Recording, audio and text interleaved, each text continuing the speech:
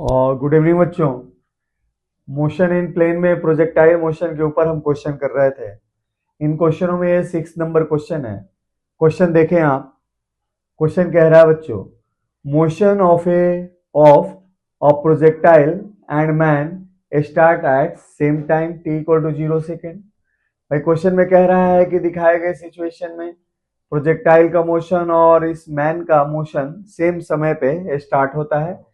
इसका अर्थ है कि प्रोजेक्टाइल को जैसे फेंकते हो वैसे ही मैन या आदमी आगे चलना शुरू करता है। अब क्वेश्चन कह रहा है find speed v of man.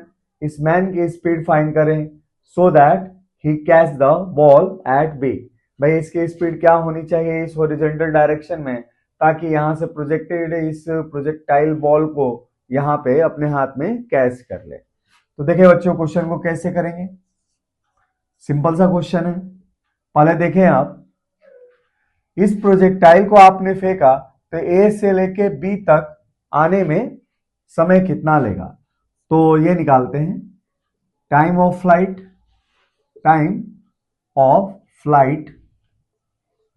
Of projectile, जो बॉल के रूप में दे रखा है आप लोगों को, है ना।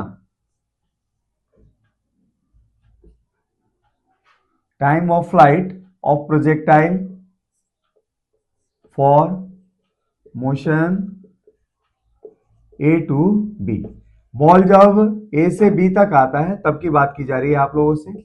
इक्वल टू ये क्या होगा, तो मान लिया जाए टी है, ये होगा 2u साइन थीटा अपॉन जी। इस फॉर्मूले से दिया जाता है बच्चों। अब ये क्या है 2, आई स्पीड इसकी क्या है 15 इंटू साइन थीटा के जगह पे 37 डिग्री और जी के जगह पे 10 ले लें हम, तो कितना हो जाएगा 3 है ना, 15 दूनी 30 और ये चला गया। अच्छा साइन 37 क्या होता है 3/5, कितना हो जाएगा 1 मिनट। और साइन 37 होता है बच्चों कितना 3/5 और ये 15 दूनी 30 है ना, तो ये 9/5 हो जाएगा बच्चों। ठीक है, तो ये इसके पास क्या है टाइम ऑफ फ्लाइट है। अच्छा अब देखें तो मैन विल कैच मैन। अब देखें भाई आदमी बॉल को कब पकड़ लेगा, कैसे पकड़ लेगा, तो मैन विल कैच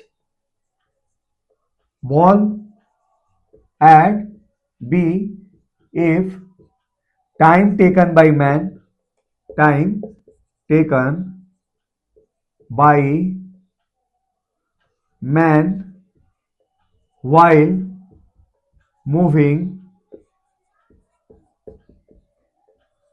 फ्रॉम, इस पॉइंट को हमने सी मान लिया जहां से मैन शुरू करता है मोशन अपना, है ना। इस पॉइंट को हमने सी मान लिया, तो फ्रॉम सी टू बी कितना हो, तो उतना ही हो जितना इस प्रोजेक्टाइल के द्वारा लिया जाए, अर्थात कि प्रोजेक्टाइल जितने समय में यहां से पहुंचे।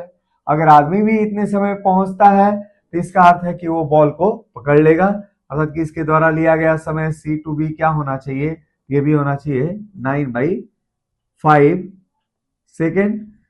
अच्छा अब इस स्थिति में अगर मैन सी से बी तक जाने में बच्चों 9/5 सेकेंड लेता है और इसकी अगर स्पीड भी है, तो इस स्पीड से 9/5 सेकेंड में चली गई डिस्टेंस क्या होनी चाहिए 9 मीटर होनी चाहिए। तो हम लिख सकते हैं क्या, यहां से इसकी स्पीड अगर v है और लिया गया समय 9/5 है, तो मैन के द्वारा चली गई डिस्टेंस क्या होनी चाहिए, तो v इंटू 9/5 और किसके बराबर होनी चाहिए बच्चों, ये 9 मीटर के बराबर होनी चाहिए।